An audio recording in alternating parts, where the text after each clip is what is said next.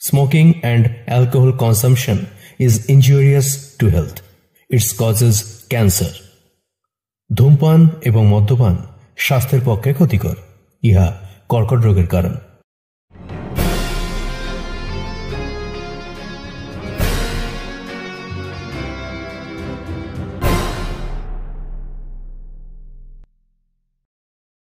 নমস্কার সকলকে, আমি পিনাকি। গল্পের শুরুতেই একটি কথা, আমাদের প্রিয় শ্রোতা বন্ধুরা অনেকেই গল্প শোনেন, কিন্তু বেশিরভাগ জনই সাবস্ক্রাইব না করেই চলে যান। তাই আপনাদের কাছে আমাদের একটা বিশেষ অনুরোধ, আমাদের চ্যানেলটিকে সাবস্ক্রাইব করে পাশে থাকা বেল আইকনটি প্রেস করে দেবেন, যাতে সব রকম নতুন গল্প সংক্রান্ত আপডেট আপনাদের কাছে চটজলদি পৌঁছে যায়। বর্তমানে গল্পাসুর রয়েছে ফেসবুক এবং ইনস্টাগ্রামেও। ডেসক্রিপশন বক্সে সেগুলির লিংক দেওয়া রইল। চটপট ঘুরে আসুন এবং ফলো করে যুক্ত হয়ে যান আমাদের সাথে। আমরা আজকের গল্প থেকে একটি বিশেষ প্রশ্ন রাখব গল্পের শেষে সকল শ্রোতা বন্ধুদের উদ্দেশ্যে। সঠিক উত্তরদাতাদের মধ্যে থেকে র্যান্ডামলি বেছে নেওয়া একজনকে পরবর্তী প্রজেক্টে স্ক্রিনে শাউট আউট দেওয়া হবে। সেটা হতে পারেন আপনিও। তাই সম্পূর্ণ গল্পটি মন দিয়ে শুনে ফেলুন আর উত্তর দিয়ে দিন যত দ্রুত সম্ভব। তবে কোনো বাধ্যবাধকতা নেই। যারা ইন্ট্রো শুনতে আগ্রহী নন তারা কয়েক মিনিট স্কিপ করে মূল গল্পে চলে যেতেই পারেন। গত সপ্তাহের গল্পে করা প্রশ্নটির বিজয়িনী হলেন Sanchita Chakraborty. A very big shout out to her. পাপের পরিণতি নিয়ে আজকালকার প্রজন্ম খুব বেশি একটা মাথা ঘামায় না। তাই বোধহয় অনাচার বেড়েছে প্রায় সর্বত্রই। কিন্তু পাপ তো তার শাস্তি নিজে হাতে এসে দেয়। পাপ বাড়লে তার ফলস্বরূপ শাস্তিটাও হয়ে ওঠে মারাত্মক। কিন্তু পাপটা আসলে করেছে কে? পরিণতিটাই বা কি হবে অবশেষে? গল্পের মূল চরিত্র সৌরভের বন্ধুরা একের পর এক খুন হয়ে চলেছে। কার হাতে হচ্ছে খুনগুলো? খুনির কি কোনো যুক্তিযুক্ত মোটিভ আছে? জানতে হলে কান পেতে শুনুন লেখক সুমিত মিত্রর কলমে একটি টান টান উত্তেজনাপূর্ণ মার্ডার মিস্ট্রি, পাপের হাতছানি।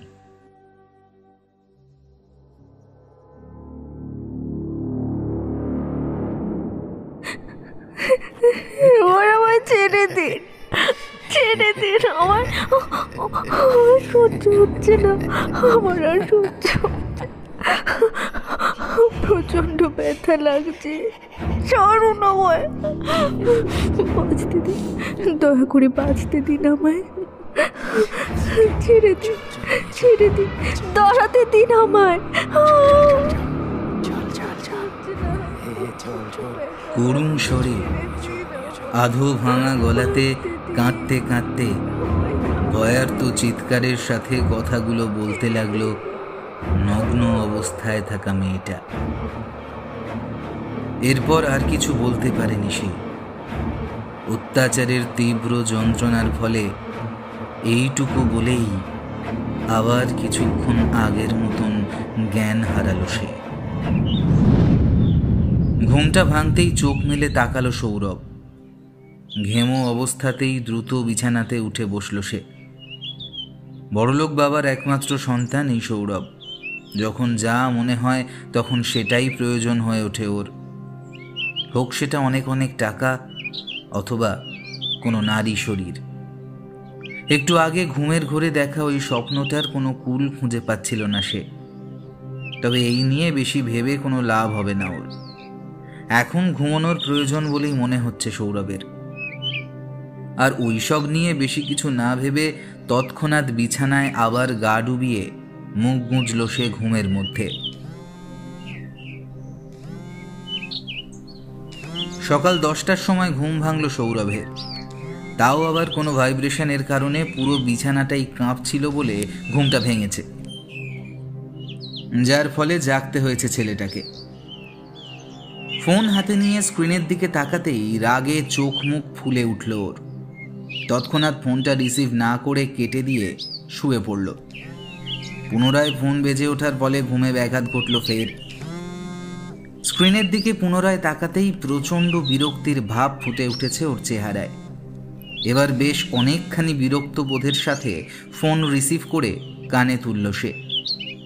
রাগী ভাব নিয়ে কয়েকটা কথা বলতে যাবে, তার আগেই ওপাশ থেকে কথাগুলো ভেসে উঠল। ফোনটা তুলতে এত সময় লাগে? হ্যাঁ, আর ফোন তো মানুষ দরকারের জন্যই করে নাকি? তুই নিজেও জানিস যে এই সময় আমি ঘুমের মধ্যে থাকি। কেন ফালতু ফালতু ফোন টোন করে আমাকে ঘুমের 12টাটা বাজাচ্ছিস বলতো? ফালতু ফালতু যে ফোন করছিস সেটা তোকে কি বললো?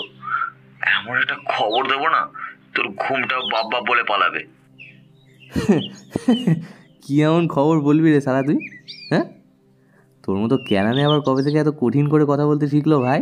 তুই হাস বা আমার মজা নেই, আর যাই কর, আমি কিন্তু সিরিয়াসভাবেই কথাগুলো বলছি ভাই তোর সাথে। বাবা, আজকাল ক্যাবলা ছেলেও যে সিরিয়াস কথা বলতে জানে, এ তো আমার আগে জানা ছিল না। যাই হোক, কি হয়েছে সেটা বলতো, আর বলে আমাকে একটু শান্তিতে ঘুমোতে দে। ভাই, আমাদের মানুষ না মারা গেছে, আর ওর মৃত্যুটা বেশ রহস্যজনক। কি বললি? সকাল সকাল কিন্তু মাথা ব্যথা খারাপ হয়ে গেছে নাকি? কাল রাতে ওর সাথে আড্ডা দিলাম, আর আজকে মারা গেছে। শোন কৌশিক, এই শোন, ফাজলামোর একটা লিমিট আছে, বুঝেছিস? সকাল সকাল এরকম মজা আমার একদম পছন্দ না। আমি মোটেও ফাজলামো করছি না, আর তুই জানিস আমি কতটা সিরিয়াস। তাই যত তাড়াতাড়ি হয় মানুষের বাড়ি চলে যায়। অতঃপর সৌরভকে আর কিছুমাত্র বলার সুযোগ না দিয়ে ফোন কেটে দিল কৌশিক। বেশ চিন্তিত হয়ে গেল সৌরভ। গতকাল যার সাথে আড্ডা দিয়ে এসেছে, আজ সে মৃত। এ কথা কোনোভাবেই মেনে নিতে পারছে না সে। অপরদিকে কৌশিককেও সে ভালো করেই চেনে। ছেলেটা আর যাই হোক, এসব নিয়ে মোটেও মজা করার ছেলে নয়। যা বলার তা সরাসরি ও বলে বরাবর। বেশি কিছু ভাবতে পারছে না সে। মস্তিষ্ক অবশ হয়ে আসছে।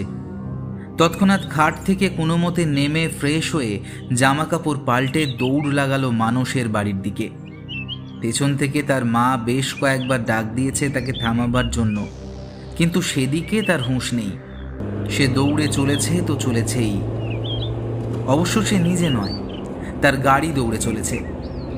মিনিট 10 পরে উপস্থিত হলো সে মানসের বাড়িতে। বেশ শোরগোল চলছে বাড়ির সামনেটায়, আর রয়েছে লোকজনের উপচে পড়া ভিড়, 2টো পুলিশের গাড়ি আর একখানা লালবাতির অ্যাম্বুলেন্স। ভেতর থেকে 2-1টা আলাদা আলাদা স্বরের কান্নার আওয়াজ ভেসে আসছে। সবগুলোই মেয়েলি কান্না। ভিড় ঠেলে বাড়ির ভেতরে প্রবেশ করতেই বন্ধুরা তাকে এগিয়ে দেয় ভেতরে। তাদের মধ্যে উপস্থিত রয়েছে কৌশিক, সুজয় এবং দীপঙ্কর। ভেতরে ঢুকে মানুষের রুমের মধ্যে প্রবেশ করতেই অবাক হলো সৌরভ।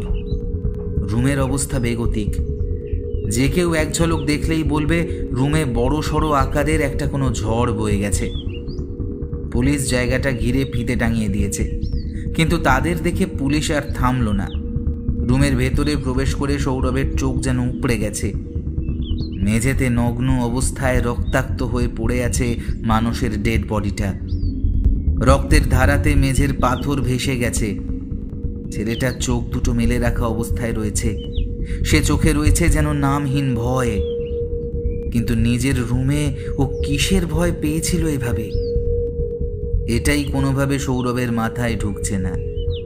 অবশ্য এখন আর মানুষের মরা দেহটা নগ্ন অবস্থায় নেই, সাদা কাপড় দিয়ে জড়িয়ে রাখা হয়েছে।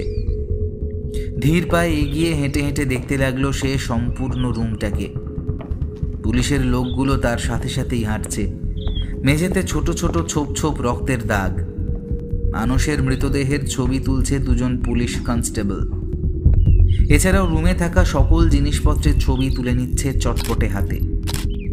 মৃতদেহের সম্পূর্ণ ছবি নেওয়ার জন্য বুক পর্যন্ত সাদা কাপড়টা টেনে নামাতেই সকলে অবাক হয়ে যায়। বুকে বিশালাকার একটি গর্ত হয়ে রয়েছে। বুক থেকে বেরিয়ে যাওয়া রক্তই মেঝেতে ভেসে গেছে।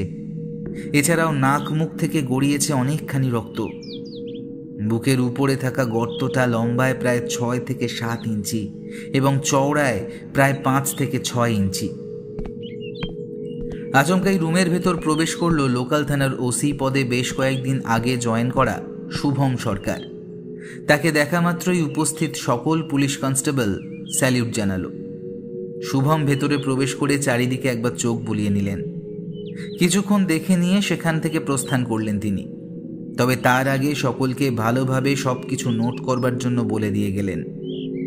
এদিকে বন্ধুর আকস্মিক মৃত্যু কোনোভাবেই মেনে নিতে পারছিল না সৌরভ। ওই মুহূর্তেই কঠোরভাবে প্রতিজ্ঞাবদ্ধ হলো সে বন্ধুর খুনিকে খুঁজে বের করে সে ঠিক শাস্তি দেবে। বাকি বন্ধুদের নিয়ে সৌরভ বেরিয়ে এলো মানুষের বাড়ি থেকে। পোস্টমর্টেম রিপোর্ট 14 ঘন্টা পর হস্তান্তর করা হবে বলে জানিয়েছে মর্গ কর্তৃপক্ষের লোকজন।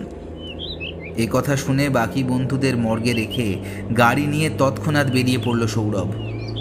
ওর উদ্দেশ্য এখন খুনিকে আইডেন্টিফাই করে তাকে শাস্তি দেওয়া, আর এজন্য প্রয়োজন হবে অনেকটা সময়। অনেকখানি বাকি আছে পথ। দ্রুত গাড়ি চালিয়ে উপস্থিত হলো নীলগঞ্জ থানায়। বারান্দা দিয়ে সোজা হেঁটে প্রবেশ করল থানার নতুন ওসি শুভম সরকারের রুমে। চেয়ারে বসে কিছু একটা করছিলেন শুভম। সৌরভকে দেখে তীক্ষ্ণ দৃষ্টিতে তাকালেন তার দিকে। সৌরভের থানায় প্রবেশ কিছুটা চমকে দিয়েছে সবাইকে। যে কখনো থানার মুখ দেখেনি, আজ সে স্বইচ্ছায় থানায় এসেছে। ব্যাপারটা হজম হলো না কারোরই। তৎক্ষণাৎ সৌরভকে চেয়ার দেখিয়ে বসতে বললেন শুভম। কনস্টেবলকে ডেকে 2 কাপ চা দিয়ে যেতে বললেন। এখনো তীক্ষ্ণ দৃষ্টিতে সৌরভের দিকে তাকিয়ে আছেন তিনি। অবাক স্বরে তাকে উদ্দেশ্য করে প্রশ্ন করলেন, বলি, সূর্য আজ কোন দিকে উদিত হয়েছে? অবশেষে থানাও আপনার চাঁদ মুখখানার দেখা পেল। কিছু কিছু সময় দেখা দিতে হয়। তো কি সেই উত্তম কাজ যার জন্য আপনার মতো রাজা মানুষের চাঁদ মুখখানা আমাদের থানা দেখতে পেল? আপনি তো জানেন আজকে আমার বন্ধু মানে মানুষ খুন হয়েছে। হতাশাগ্রস্ত কণ্ঠে বলে উঠল সৌরভ। সেই স্বরে লুকিয়ে আছে অনেকটা কষ্ট আর হাজার আর্তনাদ। বাল্যকাল থেকেই তো ওর আর মানুষের বন্ধুত্ব। হতাশ হয়ে পড়াটা যে অস্বাভাবিক নয়। আপনি কি করে জানলেন যে এটা খুন? এটা আত্মহত্যাও তো হতে পারে। আমার মতে আপনি নিশ্চয়ই বেশ শিক্ষিত। আপনার মুখে এরকম একটা প্রশ্ন কিন্তু শোভা পায় না স্যার, যেখানে দেখাই যাচ্ছে একটা প্রি প্ল্যান্ড মার্ডার। একজন মানুষ আত্মহত্যা করলে কখনো নিজের বুকে আঘাত করবে না, সেটা তো জানা কথা। আর তার বুকে থাকা আঘাতটাও যে বেশ অন্য রকমের। এছাড়াও রুমে কিছু কিছু অদ্ভুত বিষয় অবশ্যই লক্ষ্য করে থাকবেন। কথাগুলো শুনে একটু চুপ থেকে শুভম মুখ খুললেন। হ্যাঁ, আমারও তাই মনে হয়েছে।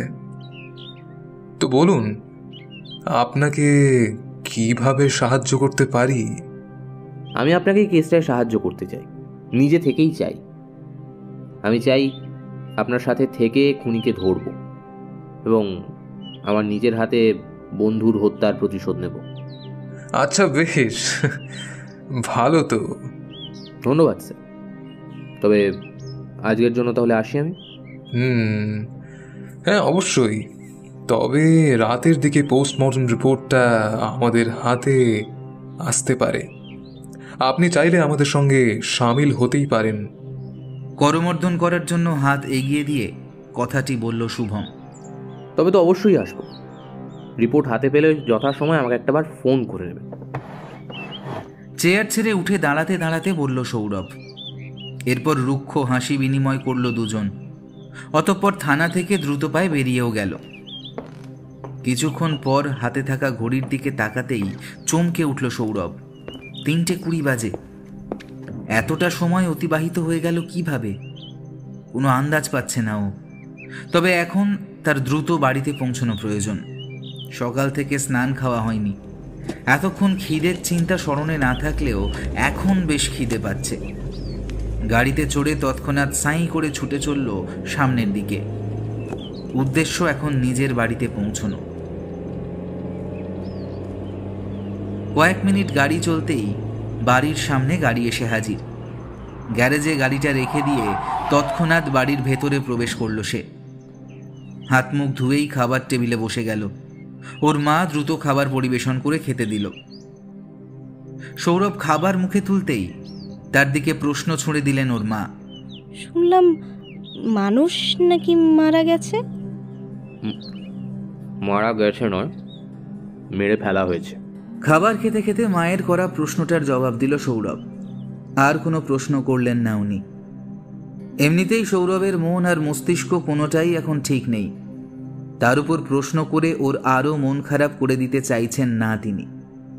সৌরভ খাবার শেষ করে ফ্রেশ হয়ে বিছানায় গা এলিয়ে দিয়ে ভাবতে লাগলো আজকের ঘটনাগুলো নিয়ে।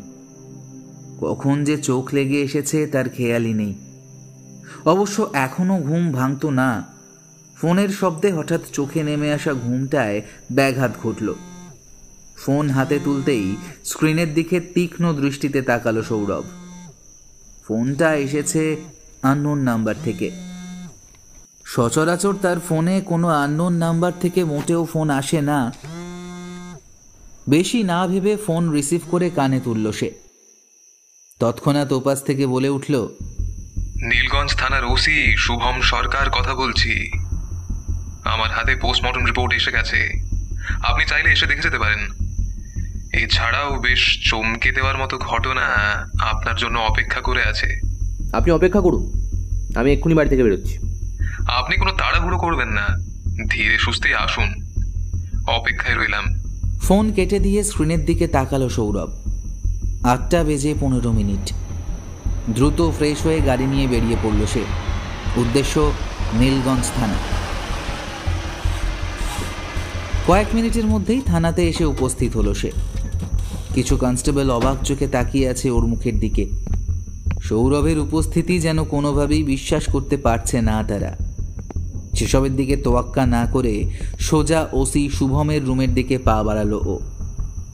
সৌরভ ভেতরে প্রবেশ করতেই বেশ অবাক চোখে তাকালেন শুভম। ভেবেছিলাম আপনার জন্য বেশ কিছু সময় অপেক্ষা করতে হবে, কিন্তু ভাবিনি এত দ্রুত চলে আসবেন। এ সকল কথা এখন বাদ দিন, পোস্টমর্টম রিপোর্টে কি এসছে সেটা বলুন, আর আমার জন্য কি চমক রয়েছে সেটাও বলুন তাড়াতাড়ি। ও, I am sorry for this. এই নিন পোস্টমর্টম রিপোর্ট। সৌরভের দিকে একটি ফাইল এগিয়ে দিয়ে কথাটা বললেন শুভম সরকার। বেশ কিছুক্ষণ তীক্ষ্ণ দৃষ্টিতে পোস্টমর্টম রিপোর্টটা পড়তে লাগলো সৌরভ।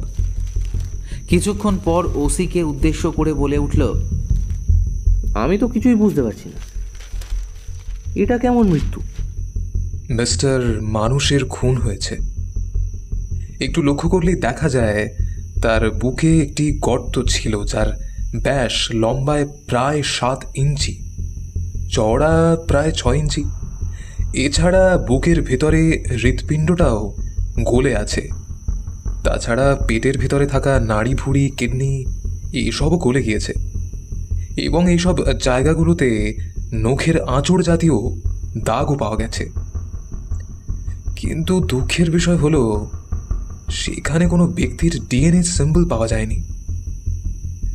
আরেকটা ব্যাপার হচ্ছে, এই নখের আঁচড়গুলো স্বাভাবিক অবস্থায় ছিল। নখের আঁচড় পাওয়া গেছে স্বাভাবিক অবস্থায়? এই কথাটার মানে কি? একজন মানুষ যখন হাতে গ্লাভস পরে থাকে তখন তার হাত দিয়ে যদি কোথাও স্পর্শ করে সেখানে কোনো ছাপ অথবা ডিএনএ সিম্বল পাওয়া যায় না, তবে সেখানে স্পর্শটা ভিন্ন রকমের হয়। কিন্তু কেউ যদি খালি হাতে আঁচড় কাটে অথবা স্পর্শ করে, উক্ত স্থানে একটা কোনো ছাপ পড়ে যায়, আর সেখানেই পাওয়া যায় ডিএনএ সিম্বল। কিন্তু মানুষের দেহের অভ্যন্তরীণে নখের আঁচড় কাটার দাগ এবং আঘাতের চিহ্ন রয়েছে। তবে অবাক করা ব্যাপার হচ্ছে সেখানে কোনো ডিএনএ সিম্বল পাওয়া যায়নি। আর সবচেয়ে অবাক করা ব্যাপার হলো ওনার দেহের ভেতরটা সম্পূর্ণ খোলা হাতে আঘাত করা হয়েছিল, কিন্তু এর পরেও কেন ডিএনএ সিম্বল পাওয়া যায়নি তা এখনো বুঝতে পারা যাচ্ছে না। তা বুঝলাম, কিন্তু এটা কি করে সম্ভব? আর চমকে দেওয়ার মতো ঘটনা কি এটাই ছিল? তা আমারও জানা নেই, তবে এটা চমক ছিল না। আপনার চমক হচ্ছে মানুষের ঘরের মেঝেতে কিছু জায়গায় রক্তের ছোপ ছোপ দাগ দেখা যায়। পরীক্ষা করে জানা যায় সেগুলো বিড়ালের পায়ের ছাপ ছিল। তবে অবাক করার মতো বিষয় হলো সেখানে এমন কিছুই পাওয়া যায়নি। আর বিড়ালটাই বা কি করে শেষমেশ উধাও হলো ওনার রুম থেকে। আরও একটি চমক হলো বিড়ালটা যেভাবেই উধাও হোক না কেন, কিন্তু তার হাত পায়ে রক্ত আসলো কোথা থেকে? তবে কি বিড়াল তারাই খুন হয়েছে আপনার বন্ধু মানুষ? কিন্তু এটা সম্ভব কি করে? একটা বিড়াল কিভাবে মানুষের মৃত্যুর কারণ হতে পারে? আপনি কি বলছেন আপনি জানেন? কিন্তু কিছুই যে করার নেই।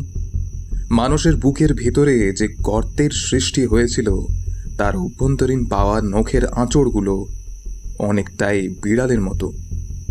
এছাড়া আরও একটি প্রশ্ন হচ্ছে, রুমের ভেতরে বিড়ালের পায়ের ছাপগুলোতে কিভাবে রক্তের ছোঁয়া পাওয়া যেতে পারে? এটাই তো রহস্য। তবে কোনোভাবেই বিশ্বাস করতে পারছি না মানুষের মৃত্যুর কারণ একটা বিড়াল। এছাড়াও আরও একটা রহস্য লেগেই আছে। যদি তর্কের খাতিরে ধরেই নিই যে বিড়াল দ্বারাই মানুষের মৃত্যু হচ্ছে, তবে মানুষের বুকে এত বড় গর্তের সৃষ্টি হলো কিভাবে? একটা বিড়ালের পা কখনো নিশ্চয়ই এত বড় আর এত মোটা হয় না। এছাড়াও মানুষের দেহের অভ্যন্তরীণে থাকা সকল হৃৎপিণ্ড, নাড়িভুঁড়ি ইত্যাদি গলে গেল কিভাবে? আর একটা বিড়ালের পা এতটা বড় কখনোই হবে না যে বুক থেকে পেট পর্যন্ত হাত চলে যাবে। ঘোর রহস্য লেগেই আছে।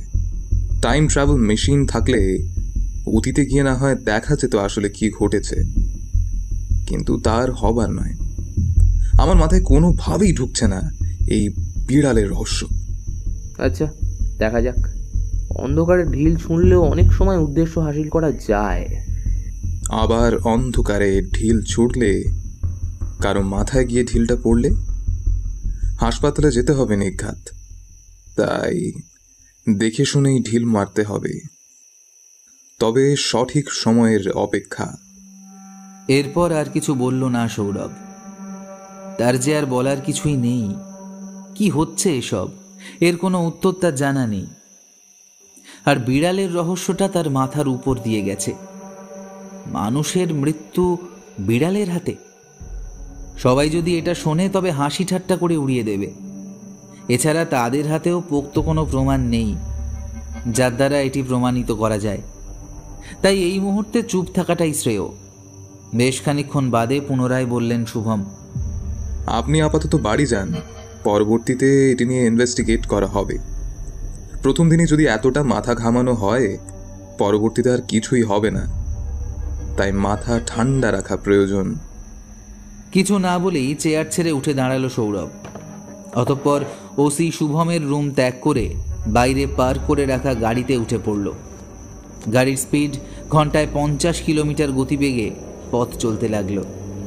যথেষ্ট মাথা ঠান্ডা রেখে ভাবার চেষ্টা চালিয়ে যাচ্ছে সে, কিন্তু কোনো উপায়ই সে দেখতে পাচ্ছে না। কয়েক মিনিট গাড়ি চলতেই বাড়ির সামনে এসে উপস্থিত। গ্যারেজে গাড়ি পার্ক করে বেরিয়ে গেল গাড়ি থেকে। দ্রুত পায়ে হেঁটে বাড়ির ভেতর প্রবেশ করল। কারো সাথে দেখা না করেই নিজের রুমে চলে গেল সে। মাথার উচ্চচাপ কমানোর জন্য ওয়াশরুমে গেল।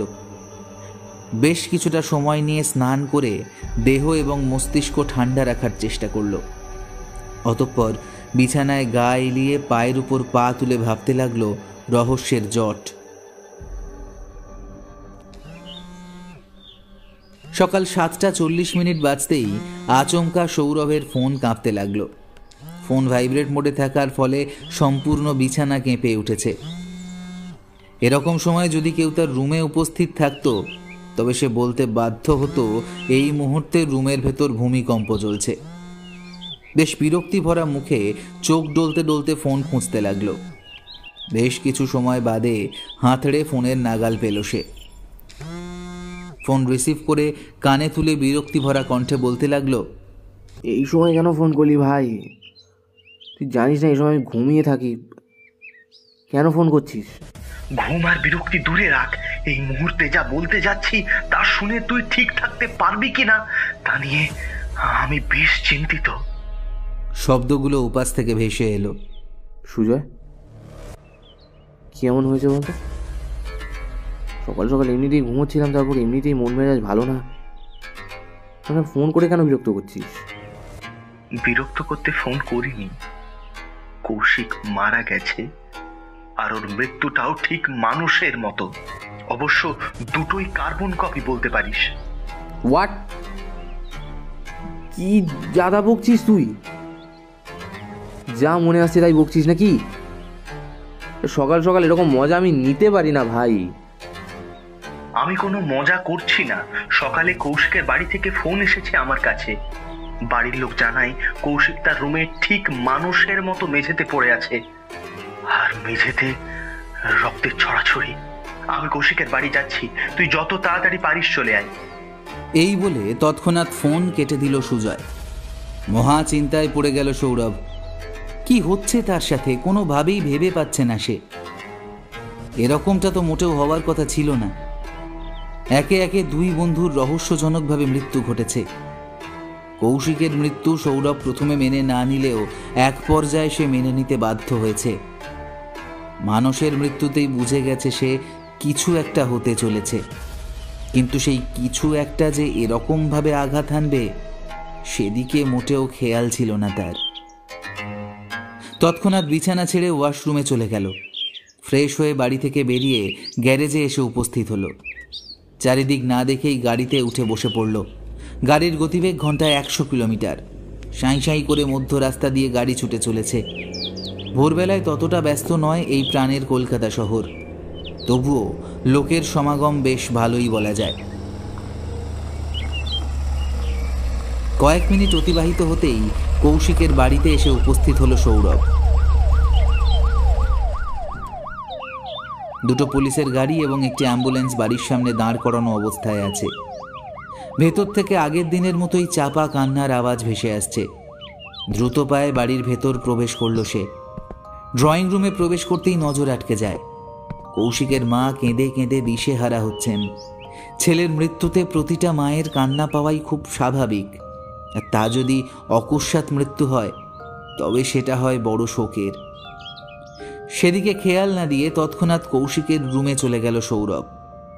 ভেতরে প্রবেশ করতেই বুকের ভেতর মোচড় দিয়ে উঠল। মেঝেতে পড়ে আছে কৌশিকের নিথর দেহ, অথচ গতকাল সকালে এই মানুষটা তাকে ফোন করে মানসের মৃত্যুর খবর জানিয়েছে।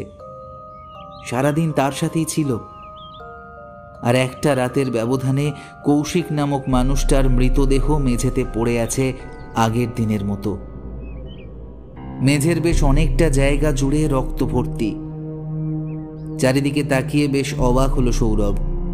আগের দিনের মতো আজকে আর রুমের কোনো পরিবর্তন হয়নি। ঠিক যেমনটা ছিল এখনো তেমনটাই আছে, বিন্দু মাত্রও পরিবর্তন ঘটেনি। এটি দেখে সৌরভ বেশ অবাক হলো। দুজন পুলিশ কনস্টেবল ক্যামেরার ফ্ল্যাশ জ্বালিয়ে বিভিন্ন অ্যাঙ্গেল থেকে ছবি তুলছে। ডান দিকের কর্নারে তীক্ষ্ণ দৃষ্টি রাখল সৌরভ। দ্রুত পায়ে হেঁটে সেখানে উপস্থিত হলো। কিছু বলার আগেই থানার ওসি শুভম বলে উঠলেন, আপনি চলে এসেছেন। আপনার বন্ধুদের মৃত্যুতে আমি অত্যন্ত দুঃখিত। অফিসের এরকমটা তো হওয়ার কথা ছিল না। কি হচ্ছে এসব? বলতে পারছি না কি হচ্ছে এসব। আমার কাছে মনে হচ্ছে মানুষের খুন যার দ্বারা সম্পন্ন হয়েছে, আজকের খুনটাও ঠিক একই ব্যক্তির দ্বারা করা হয়েছে। কেননা মানুষের বুকের উপরে হওয়া গর্ত কৌশিকের বুকেও পাওয়া গেছে। আজকে রাতে পোস্টমর্টম রিপোর্ট পাওয়া গেলে নিশ্চিত হওয়া যাবে। রাতে থানায় আসার অপেক্ষায় রইলাম।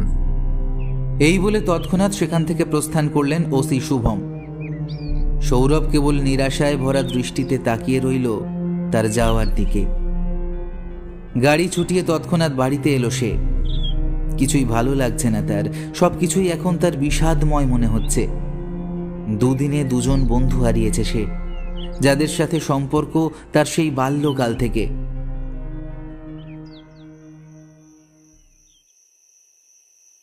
চারিদিক নিস্তব্ধতা জুড়ে আছে। টেবিলের এক প্রান্তে ওসি শুভম আর অপর প্রান্তে সৌরভ। মধ্যিখানে পড়ে আছে একটি ফাইল। বেশ অনেকটা সময় ধরে কারোর মুখেই কোনো কথা নেই।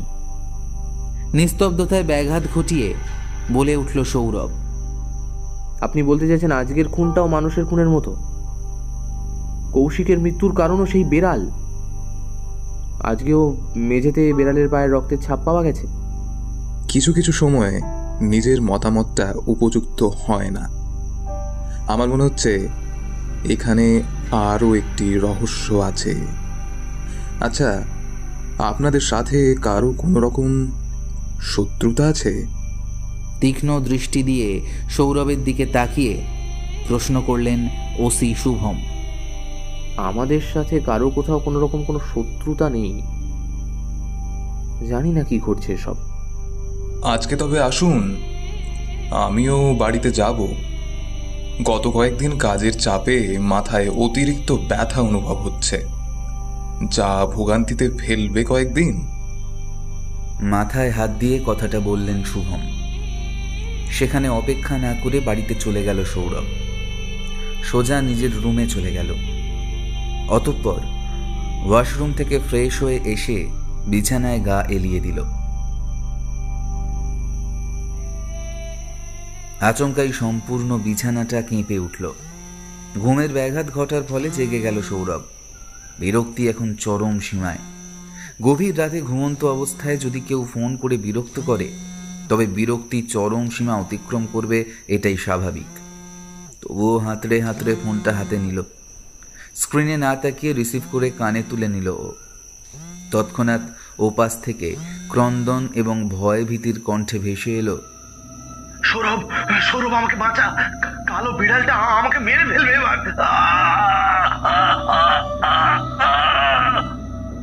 অতঃপর সকল কিছু নিস্তব্ধতা গ্রাস করে নিল। উন্মাদ হয়ে বলতে লাগলো সৌরভ, হ্যালো হ্যালো হ্যালো। কিন্তু ওপাশ থেকে কোনরূপ আওয়াজ ভেসে আসছে না। আচমকাই একটি আওয়াজ ভেসে এলো।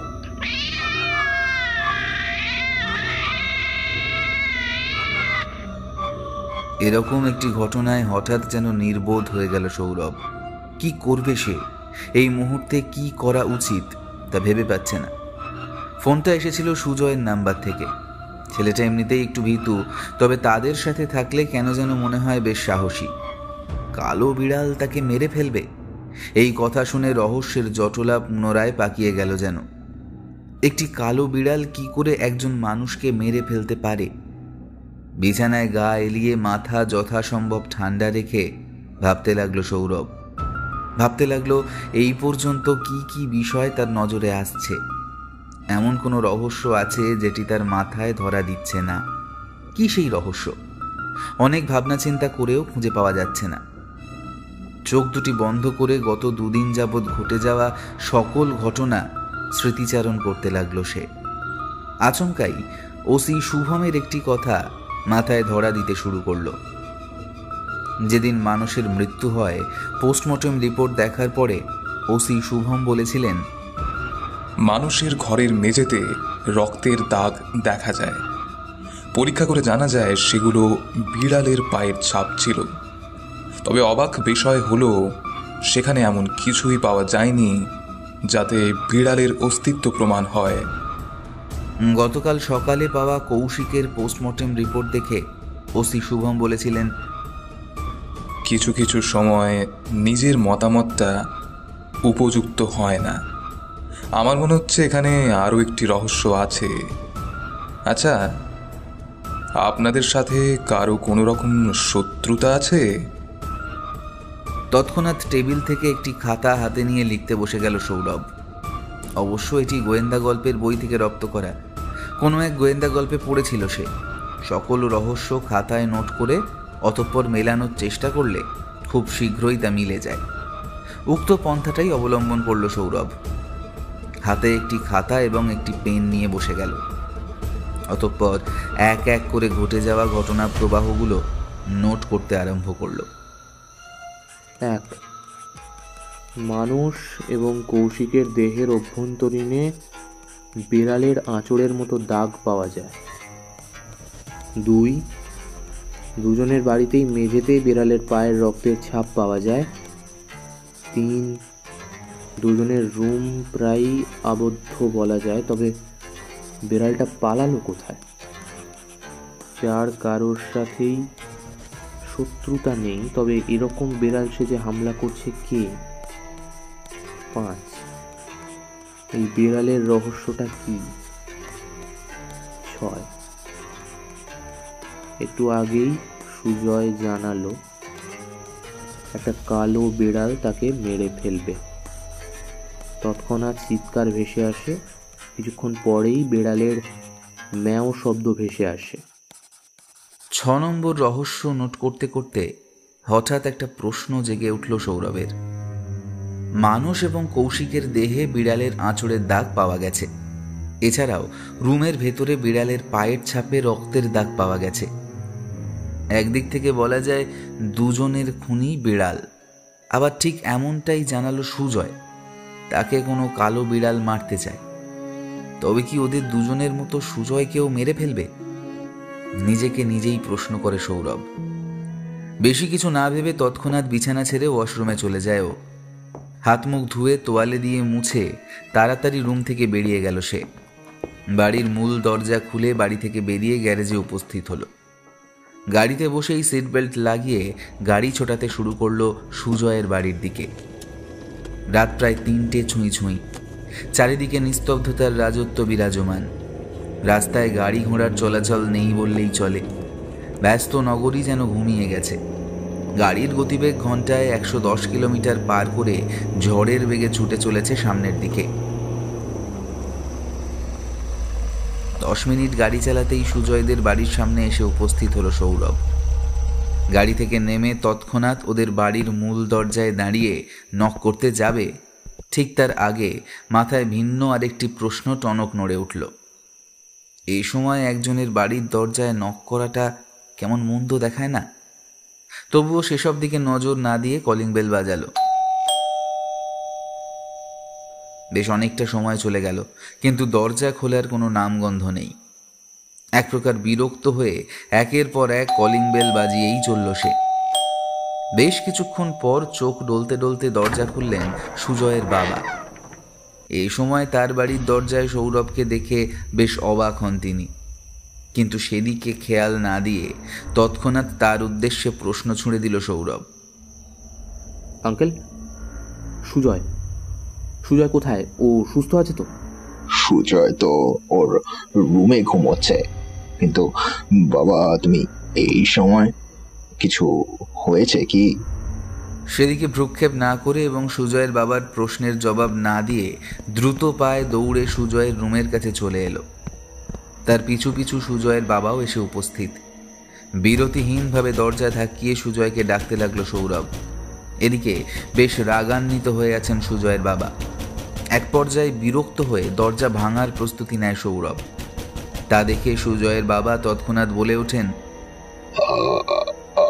আরে কি করছো তুমি? এক তো রাতের বেলা এসে ঘুম ভাঙিয়েছ, তার উপর এসে সুজয়কে ডাকছো, এখন আবার তার রুমের দরজা ভাঙার চেষ্টা করছো। কি শুরু করেছো তুমি? একজন ভদ্রলোকের বাড়িতে রাত বিরাতে এগুলো কি শুরু করেছো? আঙ্কেল প্রার্থনা করুন যাতে আপনার ছেলে রুমের ভেতরে বেঁচে থাকে। যদি আপনার কপাল ভালো হয় তবে আপনার ছেলেকে জীবিত অবস্থায় পাবেন, নয়তো দরজা ভাঙার পর কেঁদেও আর কুল পাবেন না আঙ্কেল। অতঃপর আর কোনো কথা না বলে কাঁধ দিয়ে দরজা ধাক্কা দিতে লাগলো। 2টি ধাক্কা দিতেই দরজা ভেঙে গেল। তৎক্ষণাৎ ভেতরে প্রবেশ করলো সৌরভ। তার পিছু পিছু ভেতরে প্রবেশ করলো সুজয়ের বাবা। সম্পূর্ণ রুম অন্ধকারে আচ্ছাদিত হয়ে আছে। পকেট থেকে ফোন বের করে ফ্ল্যাশলাইট জ্বালিয়ে রুমের সুইচ বোর্ড খুঁজতে লাগলো। এদিকে বেশ রেগে আছেন সুজয়ের বাবা। না বলতে পারছেন কিছু আর না সহ্য করতে পারছেন সৌরভকে। অতঃপর রুমের সুইচ বোর্ড খুঁজে লাইট জ্বালালো সৌরভ।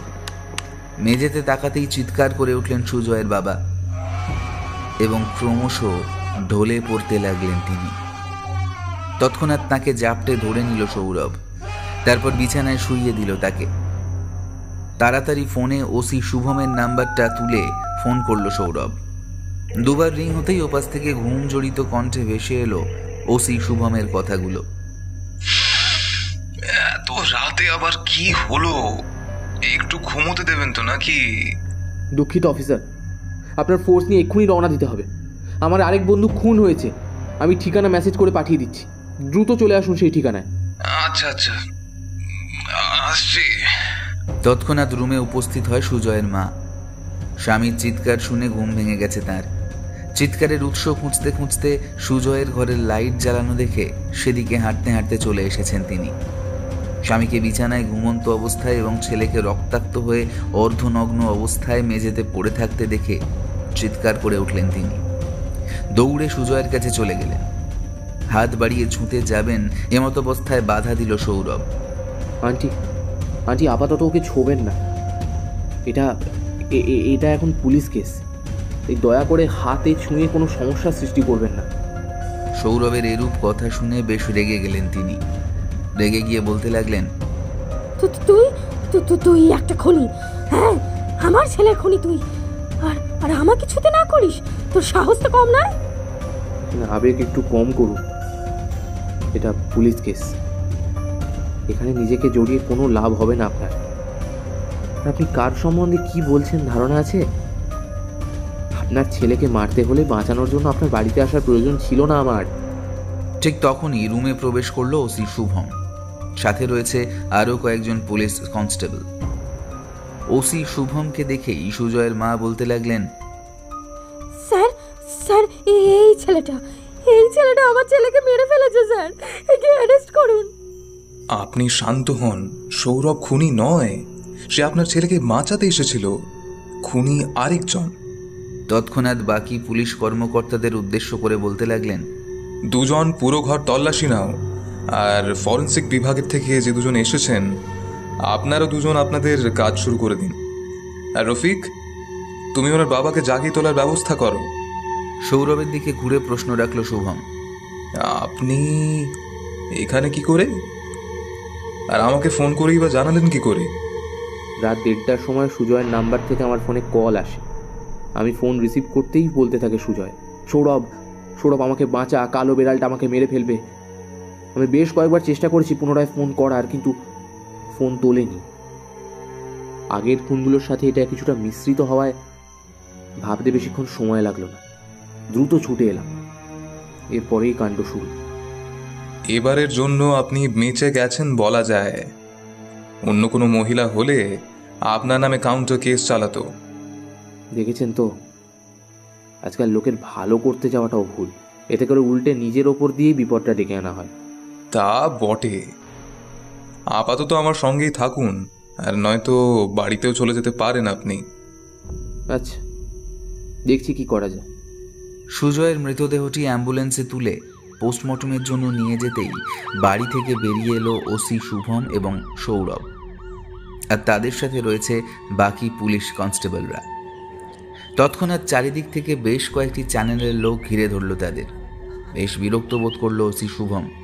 ক্ষীণ কণ্ঠে সৌরভকে উদ্দেশ্য করে বলতে লাগলেন, এই যে চলে এসেছে মিডিয়ার লোক, যত সব আজব পাবলিক। এখন প্রশ্ন করে করে মাথা কিলবিল করে খাবে। এছাড়াও তাদের চ্যানেলের রেপুটেশন বাড়াবার জন্য মূল খবরের সঙ্গে একটু গুজব যোগ করে দিতেও পিছু পা হয় না এরা। তার বলতে নিন, সামলান এদের। অবশ্য এই কাজটা আপনার জন্য। মিডিয়ার লোকজন তাদের চারিদিক থেকে ঘেরাও করে হাতে থাকা স্পিকারটি এগিয়ে দিল ওসি শুভমের উদ্দেশ্যে। অতঃপর এক একজন এক একটি প্রশ্ন করতে আরম্ভ করল। কিন্তু সেদিকে না তাকিয়ে শুভম বলতে লাগলেন, আপাতত খুনি কে তা জানা যায়নি, তবে ধারণা করা যাচ্ছে খুব শীঘ্রই খুনগুলোকে করেছে তা জানা যাবে। আপাতত আর কোনো প্রশ্নের জবাব দিতে পারছি না, দ্রুত অফিসে যাওয়ার প্রয়োজন রয়েছে, তাই দয়া করে সাইড দিন। তাহলে আমি এখন বাড়ি যাই, আর সমস্যা হলে ফোন তো আছি। আচ্ছা, তবে যান, সাবধানে যাবেন। তৎক্ষণাৎ বাইরে পার্ক করে রাখা গাড়িটি নিয়ে ছুটে চলল বাড়ির দিকে। গ্যারেজে গাড়ি পার্ক করে বাড়ির ভেতরে প্রবেশ করতেই পথ আগলে দাঁড়ালো সৌরভের বাবা। দাঁড়াও, শুনলাম তোমার 3টি বন্ধু নাকি খুন হয়েছে। এখন থেকে তোমার বাইরে ঘোরাঘুরি একদম চলবে না। ড্যাড, আমি না এখন আর বাচ্চা নেই, ঠিক আছে? তাই দয়া করে আমাকে আমার মতো থাকতে দাও। এই বলে দ্রুত নিজের রুমে চলে এলো সৌরভ। ওয়াশরুম থেকে স্নান সেরে নিচ থেকে খাবার খেয়ে এসে পুনরায় নিজের রুমে চলে এলো। অতঃপর বিছানায় গা ভাসিয়ে দিয়ে পাড়ি জমালো ঘুমের রাজ্যে।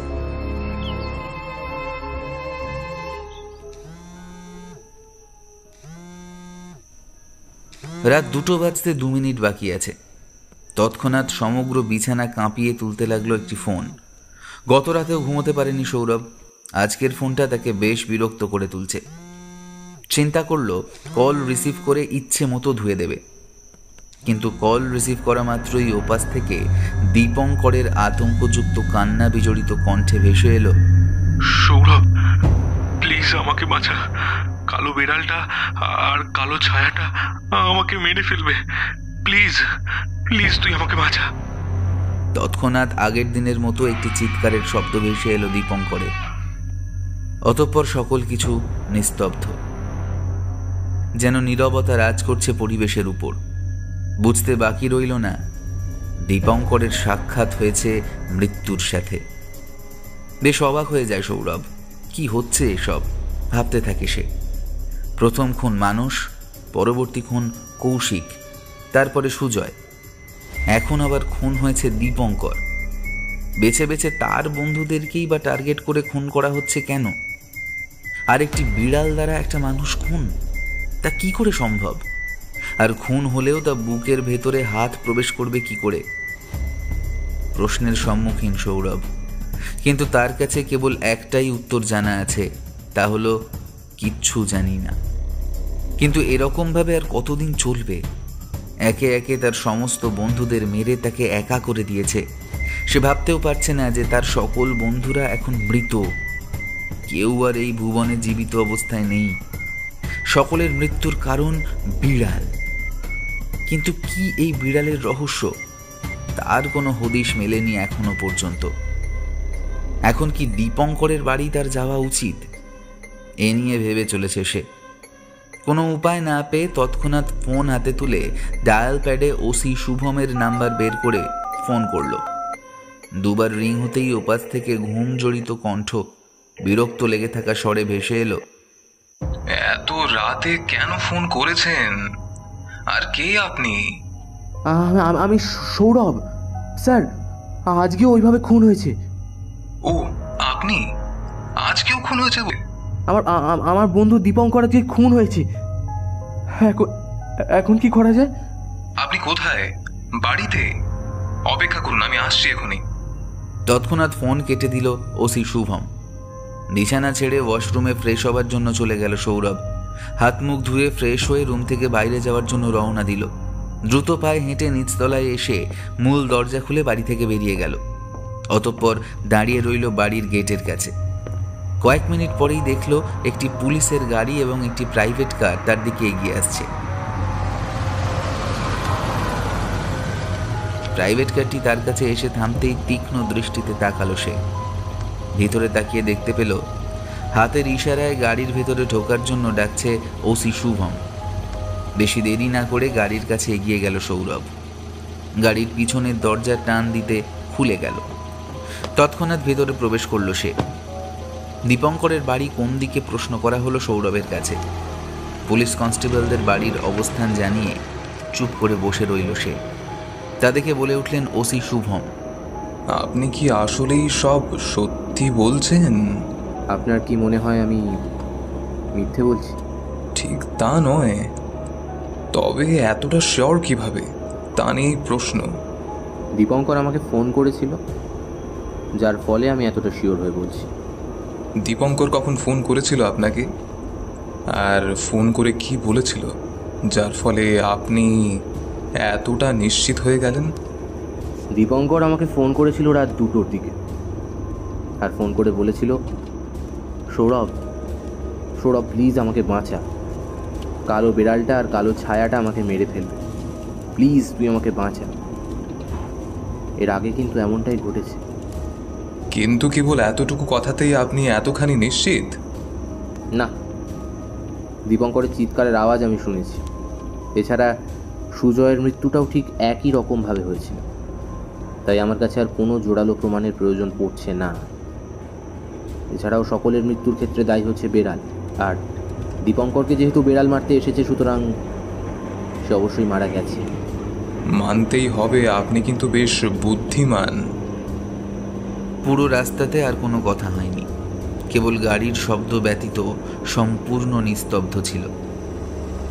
কয়েক মিনিট পার হয়ে যেতেই গাড়ি দুটি এসে উপস্থিত হয় দীপঙ্করের বাড়ির কাছে। দ্রুত গাড়ি থেকে নেমে পড়ল সবাই। 6 জন পুলিশ কনস্টেবল এবং ওসি শুভম ও সৌরভ সকলে দীপঙ্করের বাড়ির দরজায় গিয়ে উপস্থিত হলো। তৎক্ষণাৎ একের পর এক কলিং বেল বাজাতে আরম্ভ করলো ওসি শুভম। ঘুম ঘুম চোখে বিরক্তিমাখা চেহারা নিয়ে দরজা খুললেন দীপঙ্করের বাবা। এই গভীর রাতে একসাথে এতজন পুলিশ দেখে কিছুটা বিচলিত হলেন তিনি। পুলিশের সঙ্গে দাঁড়িয়ে থাকা সৌরভকে দেখে বেশ অবাক হয়েছেন। কি হয়েছে কিছুই বুঝতে পারছেন না। হুড়মুড় করে বাড়ির ভিতরে প্রবেশ করলো সবাই। পেছন থেকে দীপঙ্করের বাবা অনবরত প্রশ্ন করে যাচ্ছে, কিন্তু কেউ তার প্রশ্নের জবাব না দিয়ে দীপঙ্করের রুমের দিকে হেঁটে চলেছে। দরজার কাছে গিয়ে দাঁড়ালো সবাই। প্রথমে কয়েকবার প্রাথমিকভাবে দরজা খোলার চেষ্টা করল, কিন্তু উপায় না পেয়ে ধাক্কা দিয়ে দরজা ভাঙার প্রস্তুতি নিলেন। এদিকে দীপঙ্করের বাবা বেশ রেগে গেছেন। কি হচ্ছে এসব কিছুই মাথায় আসছে না তার। দুটো ধাক্কা দিতেই দরজা খুলে যায়। তৎক্ষণাৎ রুমের ভেতরে প্রবেশ করে সবাই। রুমে প্রবেশ করে মেঝেতে তাকাতেই কান্না পায় সৌরভের। মেঝেতে পড়ে আছে দীপঙ্করের অর্ধ উলঙ্গ দেহ। বুকের মধ্যস্থান গর্ত হয়ে আছে, বুক থেকে রক্ত গড়িয়ে পড়ছে মেঝেতে, আর তা দিয়ে মেঝে তলিয়ে যাচ্ছে। রুমে দীপঙ্করের বাবা ঢোকা মাত্রই নিস্তব্ধ হয়ে গেছেন। ছেলের অকাল মৃত্যু কখনো কামনা করেননি তিনি। ছেলের লাশ রক্তাক্ত অবস্থায় মেঝেতে পড়ে আছে। কোনোভাবেই বিশ্বাস হচ্ছে না তার।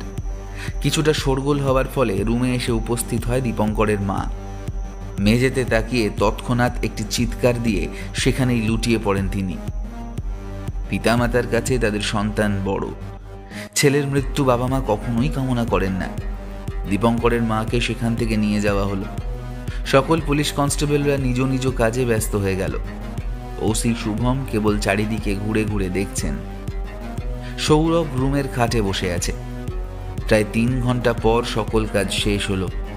অ্যাম্বুলেন্সে দীপঙ্করের মৃতদেহ তুলে নিয়ে গেল। ওসি শুভম এবং সৌরভ এক গাড়িতে উঠে রওনা দিল থানার দিকে। 8 মিনিট পেরিয়ে যেতেই থানার সামনে এসে গাড়ি থামল। দ্রুত পায়ে গাড়ি থেকে নেমে থানার ভেতরে প্রবেশ করলো ওসি শুভম। তার পিছু পিছু প্রবেশ করলো সৌরভ। নিজের জন্য বরাদ্দকৃত রুমে প্রবেশ করলো ওসি। টেবিলের 2 প্রান্তে 2টি চেয়ার। একটি চেয়ারে আসন গ্রহণ করলো ওসি শুভম এবং দ্বিতীয়টিতে সৌরভ। কারো মুখে কোনো কথা নেই। থমথমে পরিবেশ বিরাজমান। নিস্তব্ধতা ঘিরে আছে সম্পূর্ণ রুম। তৎক্ষণাৎ ভারাক্রান্ত মন নিয়ে বলে উঠল সৌরভ, কি হচ্ছে এসব? আমি কিছুই বুঝতে পারছি না। আমি যে বুঝতে পারছি এমনটা নয়। 4 দিনে 4টে খুন, সিরিয়াল কিলিং বলা যায়, কিন্তু বিড়াল দ্বারা সিরিয়াল কিলিং? ইতিহাসের পাতায় নতুন করে এটা লিপিবদ্ধ হতে যাচ্ছে। তাই মনে হচ্ছে ইতিহাসে নতুন করে আরও একটা সিরিয়াল কিলিংয়ের ঘটনার নাম উঠতে যাচ্ছে, কিন্তু আমি ভেবে পাচ্ছি না আমার সাথেই কেন হচ্ছে। আমার বন্ধুদেরই কেন শিকার হতে হচ্ছে এই সিরিয়াল কিলিংয়ের? সে তো আমার জানা নেই। গতকাল সুজয়ের পোস্টমর্টম রিপোর্টটাও ঠিক আগের খুনগুলোর মতোই করা হয়েছে। তার দেহের ভেতরেও নখের আঁচড় পাওয়া গেছে। এছাড়াও রুমে তো বিড়ালের পায়ের ছাপে রক্তের দাগ রয়েছেই। আজকেরটাও ব্যতিক্রম নয়। দীপঙ্করের খুনটাও একই ধরনের। তা বটে, আজকেও দীপঙ্করের রুমের ভেতরে বিড়ালের পায়ের ছাপে রক্তের দাগ পাওয়া গেছে। তবে এটাও পূর্বের গুলোর অনুরূপই বলা যায়। কিন্তু আমি কোনোভাবেই বিড়ালের রহস্য বুঝতে পারছি না। সুজয় যেদিন তার মৃত্যুর আগে আমাকে ফোন করেছিল, তখন আমি একটা নোট করেছিলাম। এক, মানুষ এবং কৌশিকের দেহের অভ্যন্তরীণে বিড়ালের আঁচড়ের মতো পাওয়া যায়। 2, দুজনের বাড়ির মেঝেতেই বেড়ালের পায়ের ছাপ, রক্তের দাগ পাওয়া যায়। 3, দুজনের রুম প্রায় আবদ্ধ বলা যায়, তবে বেড়ালটা পালালো কোথায়? 4, কারোর সাথেই শত্রুতা নেই, তবে এরকম বেড়াল সেজে হামলাটা করছে কে? 5, এই বেড়ালের রহস্যটা কি? 6, মৃত্যুর আগে সুজয় জানালো একটা কালো বেড়াল তাকে মেরে ফেলবে। তৎক্ষণাৎ চিৎকার ভেসে আসে, অতঃপর নিস্তব্ধতা। কিছুক্ষণ পরেই বেড়ালের মিয়াও শব্দ ভেসে আসে। এইগুলো নোট করেছিলাম।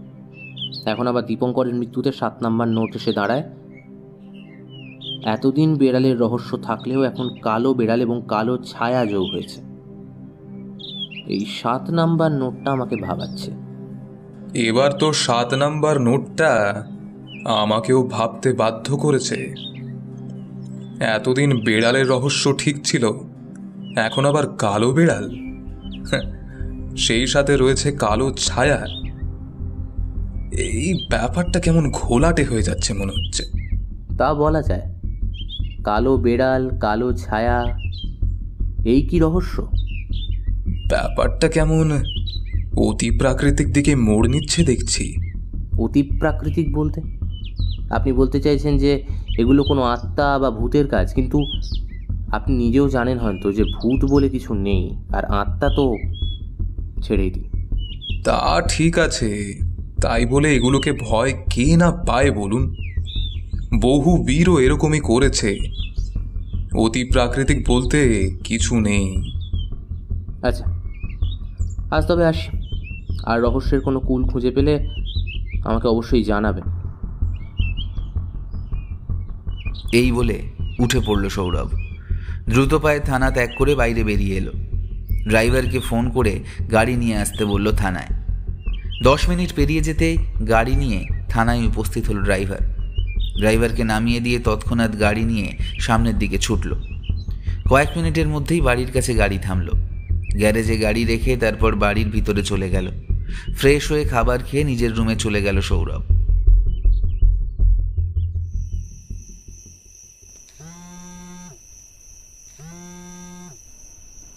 রাত 3:20 ফোনের কাঁপুনির ফলে কাঁপছে সম্পূর্ণ বিছানা। বিরক্তিমাখা চেহারায় ফোন রিসিভ করে কানে তুলল সৌরভ। ওপাশ থেকে ভেসে এলো ওসি শুভমের কণ্ঠ। সৌরভ বাবু, বেড়ালের রহস্য পেয়েছি। দ্রুত উত্তর দিকের জঙ্গলে চলে আসুন, আমি অপেক্ষায় থাকলাম। এই বলে তৎক্ষণাৎ ফোন কেটে দিল ওসি শুভম। বেশ অবাক হয় সৌরভ, কিন্তু তার এত কিছু জানার সময় নেই। দ্রুত বিছানা ছেড়ে ফ্রেশ হয়ে গাড়ি নিয়ে উত্তর দিকে ছুটতে থাকে। উদ্দেশ্য তার বিড়ালের রহস্য উদ্ঘাটন। গাড়ির গতিবেগ প্রায় 100 কিলোমিটার প্রতি ঘন্টা। এইভাবে 30 মিনিট গাড়ি চলতেই উত্তরের জঙ্গলের সীমান্তে এসে পৌঁছল সে। তবে ওসি শুভমের দেওয়া লোকেশন থেকে এখনও প্রায় 1 কিলোমিটার দূরে আছে সে। কিন্তু দুঃখের বিষয় হলো গাড়ি নিয়ে আর ভেতরে যাওয়া সম্ভব নয়। তাই গাড়ি এখানেই পার্ক করে ভেতরে যাওয়ার প্রস্তুতি নিল। এমনিতেও এখানে প্রায় সময় আসা হয়, তবে কখনো একা আসা হয়নি। সে খেয়াল না রেখে পায়ে হেঁটে জঙ্গলের দিকে চলতে লাগলো সে।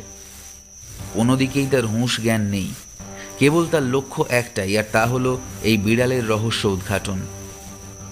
গা ছমছমে পরিবেশ। দূর থেকে ভেসে আসছে 2-1টি শেয়ালের হাঁক। এছাড়াও বেশ কিছু ভিন্ন বন্য প্রাণীর হাঁক ভেসে আসছে। জঙ্গলে যেন নিস্তব্ধতার রাত চলছে। শিশিরে ভেজা পাতাগুলো থেকে টপ টপ করে জলের ফোঁটা মাটিতে আছড়ে পড়ছে। চারিদিকে কেবল নিস্তব্ধতা হলেও ফোঁটায় ফোঁটায় জল পড়ার শব্দে এক অদ্ভুত মাদকতার সুর তুলছে। শুকনো পাতায় পদচারণার ফলে মড়মড় করে শব্দ ভেসে আসছে। নিস্তব্ধ প্রকৃতির মধ্য দিয়ে হেঁটে চলেছে সৌরভ। মিনিট 20 হাঁটতেই কাঙ্ক্ষিত স্থানের নাগাল পেল সে। দূরে একটি ছোট্ট ঘর দেখা যাচ্ছে। তার কাছেই দাঁড়িয়ে আছেন ওসি শুভম। দ্রুত পায়ে হাঁটতে লাগলো সে। সৌরভের দেখা পেতেই হাসি ফুটে উঠল ওসি শুভমের ঠোঁটে। এ হাসি কিসের জন্য? এ হাসির রহস্য ভেদ করা বড় কঠিন কাজ। ওসি শুভমের কাছে সৌরভ উপস্থিত হতেই বলতে লাগলো সে, এসে গেছেন? হ্যাঁ, এসে গেছি। এবার বেড়ালের রহস্যটা বলি। আর বেড়ালের রহস্য বলতে এই গহীন জঙ্গলেই বা কেন নিয়ে এলেন? সে তো বলবোই, সব ধীরে সুস্থেই শুনুন তাহলে। এত তাড়াহুড়ো করা ভালো না মিস্টার সৌরভ। আর গহীন জঙ্গলে ঘটা কাহিনী কি করে আপনাকে অন্য কোনো স্থানে নিয়ে গিয়ে বলি বলুন তো? আপনার কথাগুলো বেশ রহস্যময়, তবে এই মুহূর্তে আমি মোটেও মজা করার মুডে নেই অফিসার, তাই সোজা সাপটা বললেই ভালো হয়। সৌরভ, কিছু মনে পড়ছে কি আপনার? কুঁড়ে ঘরটির দিকে আঙুল তাক করে জিজ্ঞাসা করলেন শুভম। আমার তেমন কিছু মনে পড়ছে না। কি হয়েছে? আজ থেকে 9 দিন পূর্বে পূর্ণিমা তিথির 4 রাত আগে কি ঘটেছিল এই ঘরে তা কি সত্যি মনে নেই? এখনো কি বলবি কিছুই মনে পড়ছে না তোর? আপনি কি করে জানলেন কি হয়েছিল সেদিন? আর সেই দিন রাতের সাথে বেড়ালের যোগসূত্রই বা কোথায়?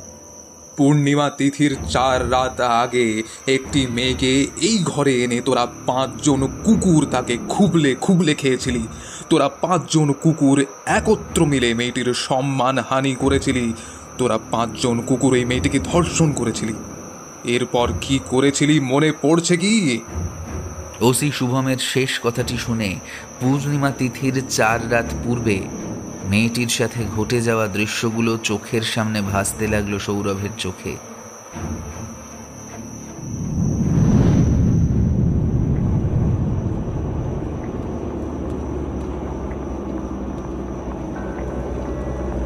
মদ্যপানে মশগুল 5 বন্ধু। মদ খেয়ে মাতাল হয়ে গাড়ি চালাচ্ছে সৌরভ। জোরে হিন্দি গান বাজছে গাড়িতে। বাকিরা গাড়ির ভেতরে বসে মদ গিলে এনজয় করছে। তৎক্ষণাৎ সকলকে উদ্দেশ্য করে প্রস্তাব রাখল সৌরভ। এই সময় গত মাসের মতো একটা মেয়ে পেলে জমে যেত। কি বলি সবাই? তা ঠিক, কিন্তু কথা হচ্ছে মেয়ে পাবি কোথায়? এমনিতেই সবাই মাত্র 8:15 বাজে, আর যে রোড দিয়ে আমরা যাচ্ছি এই রোডে একটা না একটা মেয়ে তো মাস্ট। আর সেটাকে তুলে নিয়েই আজকের রাতটা জম্পেশ হয়ে যাবে। আর এমনিতেও যেটাকে একবার ব্যবহার করা হয় সেটাকে মেরেই ফেলি, তাই চিন্তার কোনো কারণ দেখছি না। তা বটে, তবে তবে গতবারে তোদের জন্য আমি কিন্তু বেশি একটা ভাগ পাইনি, তাই তাই এবারে আমি আগে শুরু করব। আগে ভাগাই সব কটাকে বলে দিলাম, আমি আগে শুরু করব কিন্তু। আচ্ছা যা, শুরুটা তোকে দিয়ে হবে। খুশিতে এবার কিরে দীপঙ্কর, চুপ করে আছিস কেন? মনে হচ্ছে গতবারই মন ভরে গেছে। আরে তা না, আমাকে কখনো দেখেছিস এনজয় মিস করেছি? এনজয় আর আমি মিস? তা হতেই পারে না। চুপ করে আছি তোদের কথা ভেবে, কেননা জোগাড় হয়ে গেলে এমনিতেও আমাকে দিবি। এ নিয়ে টেনশনে কিছু দেখছি না। যাই হোক, শোন শোন শোন, ক্লোরোফর্ম রেডি রাখ, বুঝেছিস? মেয়ে পেলেই সুযোগ বুঝে আস্তে করে টান দিয়ে গাড়িতে তুলে ক্লোরোফর্ম চাপা দিয়ে অজ্ঞান করে দেবো, ঠিক আছে? এভাবেই কথার রেশ চলতে লাগলো তাদের। বেশ কিছু দূর এগোতেই একটি মেয়ে নজরে এলো ওদের।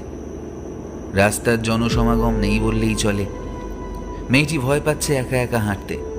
হাঁটাচলা দেখেই সেটা বোঝা যাচ্ছে। তার পরনে সাদা রঙের 3 পিস এবং মাথা ওড়না দিয়ে ঢাকা।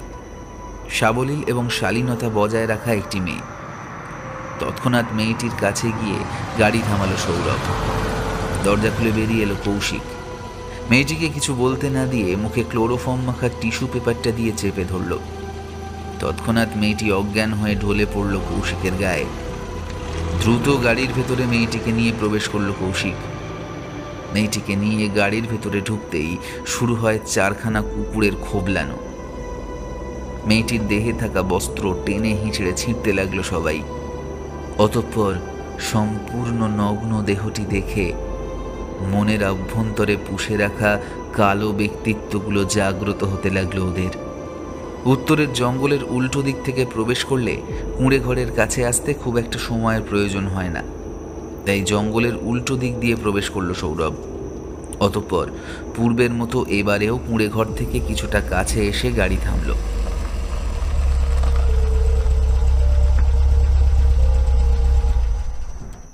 তারপর মেয়েটির নগ্ন দেহ ধরাধরি করে গাড়ি থেকে বাইরে এনে ওরা হাঁটতে লাগলো কুঁড়ে ঘরের দিকে। মেয়েটির দেহটি মেঝেতে রাখতেই কেঁপে উঠল মেয়েটির চোখ। কয়েক মিনিট পর পিটপিট করে চোখ মেলে তাকালো সে। রাস্তা দিয়ে হেঁটে বাড়ি ফিরছিল, কিন্তু এখন কোথায় আছে তা বুঝতে পারছে না। চারিদিকে তাকাতেই বেশ অবাক হয়।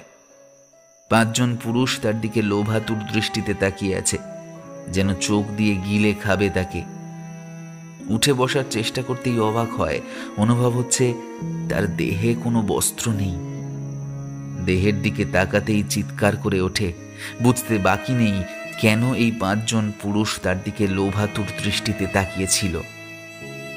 2 হাত দিয়ে যতটা সম্ভব লজ্জা নিবারণের চেষ্টা করল সে, কিন্তু যেটা বস্ত্রে ঢাকে সেটা কি আর হাত দিয়ে ঢেকে রাখা যায়? মেয়েটির এমন কাণ্ড দেখে হাসতে লাগলো ওরা। উঠে দৌড়ে পালাতে চাইলে ঘাড় ধরে ধাক্কা মারে কৌশিক। ফলস্বরূপ পুনরায় মেঝেতে লুটিয়ে পড়তে হয়। আবার উঠে ধাক্কা দিয়ে পালাতে চাইলে আবার ঘাড় ধরে টান দেয় মানুষ, যার ফলে মেয়েটি ব্যথায় কাতরাতে থাকে। এই দেখে মজা নিতে থাকে ওরা সকলে। সকলের উদ্দেশ্য করে কান্না বিজড়িত কণ্ঠে বলতে লাগলো মেয়েটি, প্লিজ আমাকে ছেড়ে দিন, আমি তো আপনাদের কোনো ক্ষতি করিনি, দয়া করে এভাবে আমার ক্ষতি করবেন না, করবেন না, ছেড়ে দিন আমায়। এই শুনে হাসিতে লুটোপুটি খাচ্ছে সবাই। হাসতে হাসতে জবাব দেয় সৌরভ,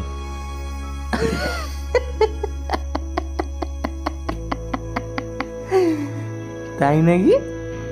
তা আমরা যে এত কষ্ট করে তুলে আনলাম, আমাদের কষ্ট আর দেহে থাকা খিদে কি ব্যর্থ যাবে নাকি? প্লিজ আমাকে যেতে দিন, আমি আপনাদের পায়ে পড়ি, প্লিজ। আমার সম্মান নিয়ে খেলে সমাজের কাছে কলুষিত করবেন না আমায়। আমাকে যেতে দিন, যেতে দিন। আমার দেহের খিদে নিবারণ এবং কাজের পারিশ্রমিক হিসেবে ছেড়ে দেওয়া যায় না। আর এত কাছে থাকা রসালো আঙুর ফলগুলো যদি না খাওয়া যায় তবে তো জীবনটাই বৃথা। অতঃপর শুরু হলো অত্যাচার। 5 জন পুরুষের সঙ্গে একজন কমজোর মেয়ে। কখনো জিতে আসাটা সম্ভব নয় ওভাবে। মেয়েটি বারবার পালানোর চেষ্টা করছিল, কিন্তু একসাথে 5 জন পুরুষের অত্যাচার সহ্য করার ক্ষমতা না থাকার ফলে সকলের কানে তালা লাগিয়ে মাটি কাঁপিয়ে একটি চিৎকার দিয়ে জ্ঞান হারায় মেয়েটি। কিন্তু তাও অত্যাচার করা থেকে অবসর নেয় না যৌনতায় আক্রান্ত হয়ে যাওয়া 5টি কুকুর। পালাক্রমে অত্যাচার বহাল রাখলো কুকুরগুলো। খুবলে খেতে লাগলো অজ্ঞাত নগ্ন মেয়েটির দেহ। ঘণ্টাখানেক পর অত্যাচার করতে থাকা অবস্থায় মেয়েটির জ্ঞান ফিরে আসে। তীব্র ব্যথা অনুভব হয় দেহে, কিন্তু কিচ্ছু করার নেই তার। পশুদের শিকার হয়েছে আজ। তবুও কাঁদতে কাঁদতে বলতে লাগলো, এবার ছেড়ে দিন আমায়, এবার ছেড়ে দিন আমাকে, ছেড়ে দিন, আমার আর সহ্য হচ্ছে না, প্রচন্ড ব্যথা লাগছে, ছেড়ে দিন আমায়, বাঁচতে দিন, আমায় দাঁড়াতে দিন, ছেড়ে দিন।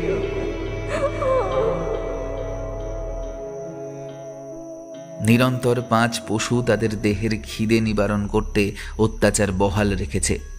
তাদের মোটেও দয়া হচ্ছে না মেঝে পড়ে থাকা মায়াময়ী মেয়েটির চেহারা দেখে। তারা মত্ত হয়ে আছে কেবল পশুত্বে। টানা 3 ঘন্টা পালাক্রমে অত্যাচার বহাল রেখে অতঃপর শেষ হলো নোংরামির পর্ব। রক্তের স্রোতধারা বয়ে গেছে মেঝেতে। তৎক্ষণাৎ সকলের উদ্দেশ্যে প্রস্তাব রাখল সৌরভ। একে আর বাঁচিয়ে রেখে কি লাভ? এমনিতেও বেশ মজা দিয়েছে, এখন বাঁচিয়ে রাখলে পরিবেশ এবং আমাদের জন্য ক্ষতিই হবে। মেরে ফেলাই সর্বোত্তম কাজ। তার এই প্রস্তাবে সহমত প্রদান করল সকলে। মেয়েটির গলায় পা চাপা দিয়ে ধরল সৌরভ। এমনিতেই প্রচণ্ড অত্যাচারের শিকার হয়েছে মেয়েটি, এখন আর এই অত্যাচার তার কাছে অসহনীয় মনে হচ্ছে না। অগ্ন দেহটি ছটফট করতে করতে নিস্তেজ হয়ে যায়। নিশ্চিন্ত হতে নাকের সামনে হাত রেখে পরীক্ষা করে নিল সৌরভ। কোনো নিঃশ্বাস প্রশ্বাস পড়ছে না আর। তৎক্ষণাৎ সেখানে মেয়েটির মৃতদেহ ফেলে রেখে বাড়িতে চলে গেল ওরা।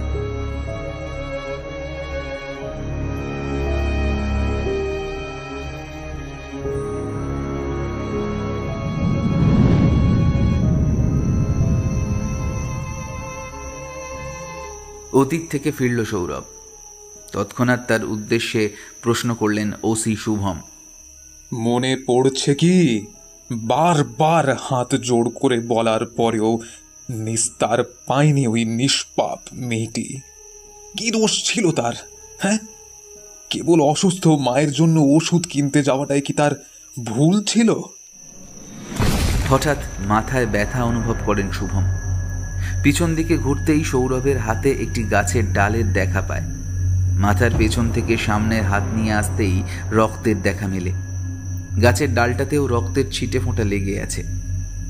বুঝতে বাকি রইল না আর সৌরভ তাকে ডালটি দিয়ে মাথায় আঘাত করেছে। চোখ বুজে আসছে তার, দু চোখে কেবল ঘোলাটে দেখাচ্ছে। ওসি শুভম মাটিতে লুটিয়ে পড়েছে। ধীরে ধীরে চোখ বুজে এলো তার। আচমকাই ঝোড়ো হাওয়া বইতে লাগলো।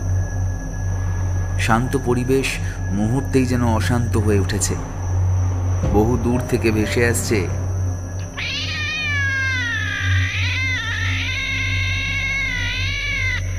ধীরে ধীরে শব্দটি জোরালো হতে লাগলো। তৎক্ষণাৎ দৌড়ে পালাতে লাগলো সৌরভ, কিন্তু প্রবল বাতাসের বেগে খুব একটা এগোতে পারছে না। এছাড়াও কোথা থেকে গাছের ছোট ছোট ডালের টুকরো তার দিকে ধেয়ে আসছে, আর সেগুলো ওর দেহে আঘাত হানছে। দৌড়ে পালাতে লাগলো সৌরভ, কিন্তু যেদিকেই যাচ্ছে সেদিক থেকেই কিছু না কিছুর দ্বারা আঘাতপ্রাপ্ত হচ্ছে সে। এরকম ঘটনায় বেশ অবাক হলো। কি হচ্ছে ওর সাথে? ধীরে ধীরে বিড়ালের ডাকা শব্দের তীব্রতা আরো জোরালো হতে লাগলো। বিড়ালের ম্যাও শব্দ শুনে তৎক্ষণাৎ ভয় পেয়ে যায় সে। সুজয় আর দীপঙ্করের ফোনের ওপাশ থেকে যেমন আওয়াজ শোনা গিয়েছিল, এই আওয়াজটা তার ব্যতিক্রম নয়। পূর্বের মতো এখনো তেমনই আওয়াজ ভেসে আসছে। পাগলের মতো হন্যে হয়ে জঙ্গলের মধ্যে দিয়ে ছুটতে লাগলো সৌরভ। কিন্তু অবাক বিষয়, সে যত দ্রুতই পালানোর চেষ্টা করুক না কেন, মনে হচ্ছে রাস্তা শেষ হচ্ছে না। তবুও নিজের উপর আস্থা রেখে না থেমে সমান তালে দৌড়ে পালাতে লাগলো সে। একসময় মায়াজাল থেকে ছাড়া পেয়ে ছুটতে লাগলো সামনের দিকে। কোন দিকে যাচ্ছে সে তার কোনো হুঁশ নেই। কেবল একটাই উদ্দেশ্য তার, যে কোনো মূল্যেই হোক না কেন এই জঙ্গল পেরোতেই হবে, এবং রাতটা কোনোভাবে পার করে দিতে পারলে আর কোনো চিন্তা থাকবে না। দৌড়ে পালানোর এক পর্যায়ে সামনের দিকে তাকিয়ে অবাক হয়ে যায়।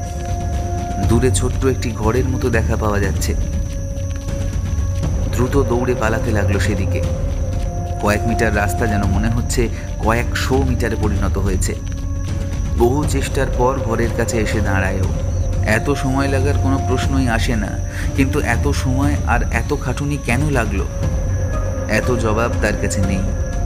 বাতাসের তীব্রতা প্রচুর হলেও ঘরের কাছে তা আসছে না। তবে বিড়ালের ম্যাও ডাক ধীরে ধীরে জোরালো হলেও তা মুহূর্তে আবার মিলিয়ে যায়।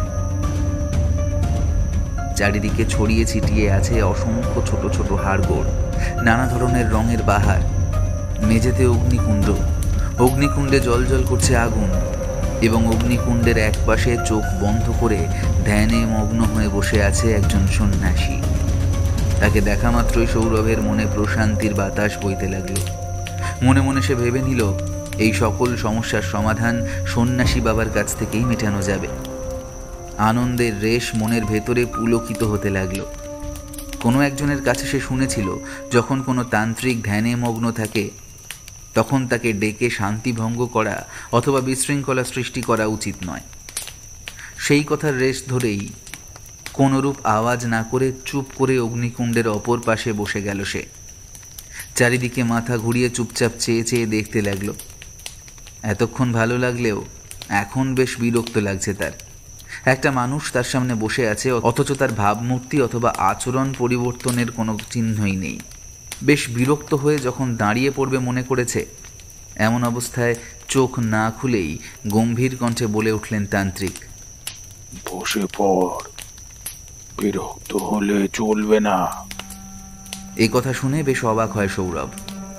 চোখ মেলে তাকালোও না, তারপরেও কিভাবে বুঝতে পারল যে সে উঠে যাচ্ছে? বেশি না ভেবে তৎক্ষণাৎ সেখানে বসে পড়ল। কিছুক্ষণ পর দপ করে চোখ মেলে তাকালেন তান্ত্রিক গোছের লোকটা। রক্তিম লাল সে চোখের আভা, যেন চোখের কোটর কেবল রক্ত দিয়েই আচ্ছাদিত। মুখে গম্ভীর ভাব ফুটিয়ে বসে রয়েছেন। তৎক্ষণাৎ কিছু বলার জন্য ব্যাকুল হয়ে উঠল সৌরভ। একটা বড় বিপদের মধ্যে ফেঁসে গেছি।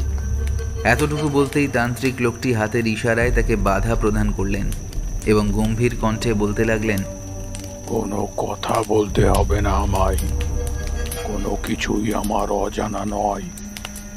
এটা তোরই কৃতকর্মের ফল বলতে পারিস। বড় ভুল করেছি আমি, অনেক বড় ভুল করে ফেলেছি আমি। এটা মনের অজান্তে নয়। এই মনের অজান্তে যে ভুল করা হয় তা ক্ষমা করে দেওয়া যায়, কিন্তু যেটা ইচ্ছাকৃত হয় তা মোটেও ক্ষমার যোগ্য নয়। আমি মানছি, আমি মানছি আমার দ্বারা ভুল হয়েছে। আমি পাপ করেছি। পূর্বের ঘটনাগুলো ভুল মানলেও একটু আগে করার ঘটনা মোটেও মানার নয়। আমি ভুল করেছি, আমি মানছি। যদি তুই তোর ভুল মানতিস তবে পুলিশ অফিসারকে গাছের ডাল দিয়ে আঘাত না করে নিজেকে আইনের হেফাজতে তুলে দিতিস। বর্তমানে তুই পরিস্থিতির সাথে তাল মেলাতে এমনটা বলছিস এবং আগামীতে পুনরায় একই কাজ করবি। কোনরূপ জবাব না দিয়ে চুপ করে বসে রইল সৌরভ। পুনরায় বলতে আরম্ভ করলেন তান্ত্রিক সন্ন্যাসী, তোদের একটা শাস্তি দেওয়ার চেষ্টা বহু আগে থেকেই করেছিলাম।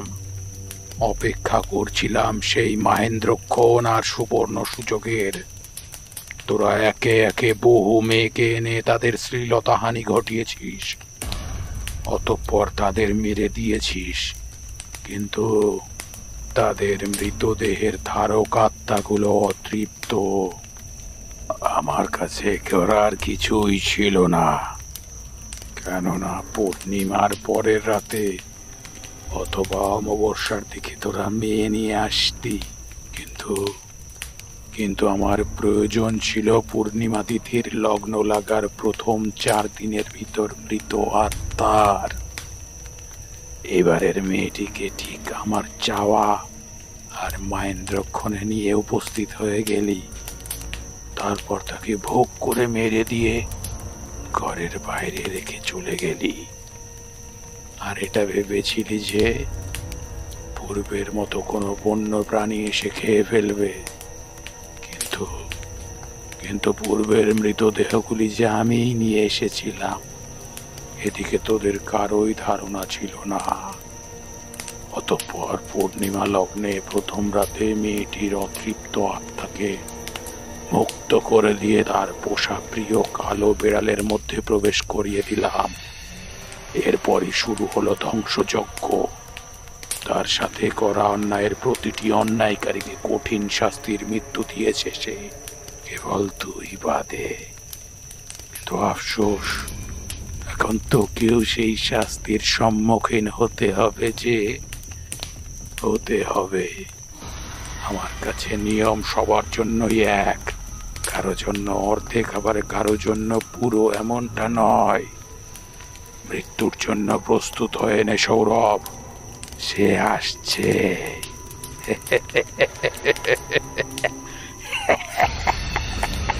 সে আসছে।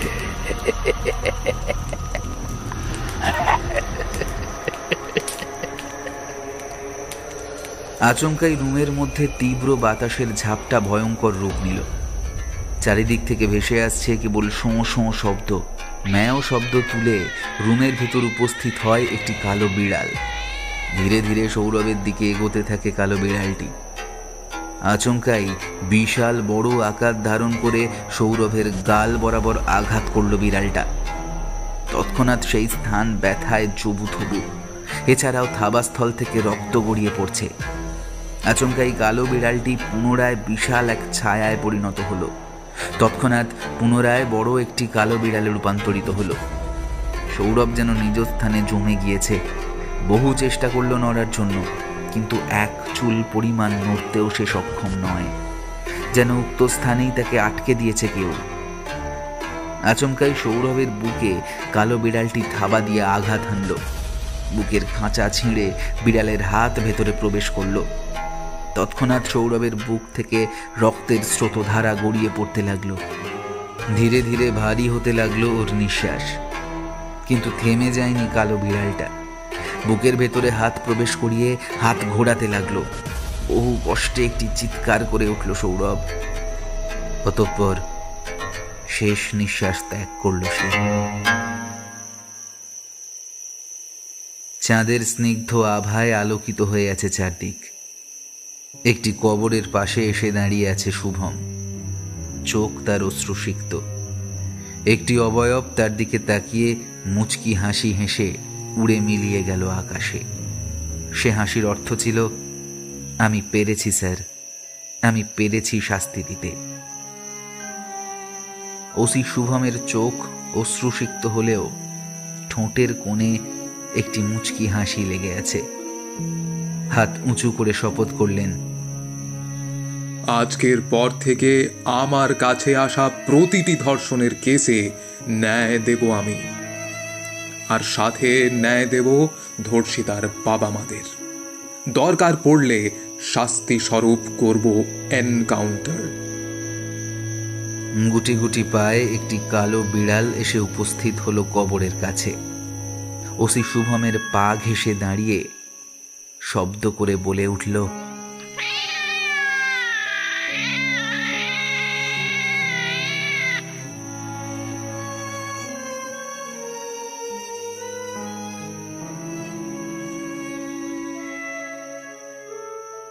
শুনলেন আমাদের আজকের গল্প পাপের হাতছানি। গল্প পাঠে এবং সূত্রধারের ভূমিকায় ছিলাম আমি, পিনাকি।